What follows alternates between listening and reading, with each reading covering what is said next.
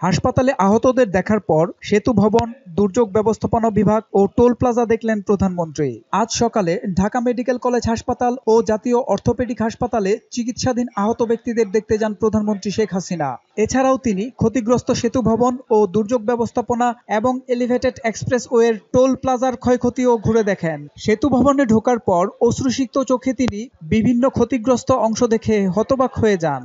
সড়ক পরিবহন ও সেতুমন্ত্রী ওবায়দুল কাদের সহ সংশ্লিষ্ট ব্যক্তিরা এ সময় উপস্থিত ছিলেন। প্রধানমন্ত্রী পরে মহাখালীতে দুর্যোগ ব্যবস্থাপনা বিভাগ পরিদর্শন করেন এবং ক্ষতিগ্রস্ত স্থাপনার বিভিন্ন অংশ ঘুরে ঘুরে দেখেন। এ সময় সেতু ভবন ও দুর্যোগ ব্যবস্থাপনা বিভাগের ঊর্ধ্বতন কর্মকর্তারা ভবন দুটির ধ্বংসযজ্ঞের সংক্ষিপ্ত বিবরণ দেন। এর আগে পঙ্গু হাসপাতালে গিয়ে সরকার প্রধান গুরুতর আহত চিকিৎসাধীন কয়েকজনের সঙ্গে কথা বলেন এবং তাদের চিকিৎসার খোঁজ খবর নেন। প্রধানমন্ত্রী আহত ব্যক্তিদের যথাযথ চিকিৎসা নিশ্চিত করতে সব ধরনের সহায়তার আশ্বাস দেন। তিনি আহত ব্যক্তিদের অবস্থা দেখে আবেগ আপ্লুত হয়ে পড়েন। এ সময় স্বাস্থ্যমন্ত্রী সামন্তলাল সেন, স্বাস্থ্য প্রতিমন্ত্রী রোকেয়া সুলতানা, প্রধানমন্ত্রীর মুখ্য সচিব এম তোফাজ্জল হোসেন মিয়া ও প্রধানমন্ত্রীর প্রেস সচিব নাইমুল ইসলাম খান উপস্থিত ছিলেন। সোহেল মাহমুদ, দৈনিক নতুন সময়, ঢাকা।